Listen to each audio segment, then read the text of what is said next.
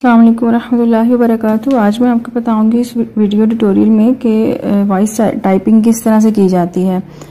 एक हम manual typing करते हैं और एक हम वॉइस टाइपिंग करते हैं, यानी कि हम बोलते हैं तो मोबाइल हमारे लिए खुद ही लिखने लग जाता है। अब कीपैड ऑन करेंगे तो यहाँ पे साइड पे एक बटन होगा माइक वाला, यहाँ पे आपने इसको प्रेस करना है तो ये आप बोले आपके लिए लिखेगा और आपने बोलना है। इसको माइक को मैं प्रेस करती हूँ और मैं बोलती हूँ कि महदुल इल्म अकेडमी बहुत अच्छी अकेडमी है और मैंने यहाँ से बहुत कुछ सीखा है।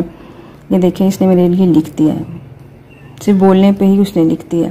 अब यहाँ से मैं जिसको सेंड करना है उसको सेंड कर दूँगी। इसी तरह हम इंग्लिश में भी वॉइस टाइपिंग कर सकते हैं और उसमें कीपैड चेंज करेंगे तो साथ ही साइड पे आपको बटन शो होगा माइक का। यहाँ पे बोलेंगे जो भी कुछ भी अगर हम बोलेंगे, अगर मैंने महदुल इल्म अकेडमी बोला है तो वो उसने सही से लिखा नहीं क्योंकि वो इंग्लिश की बैड है।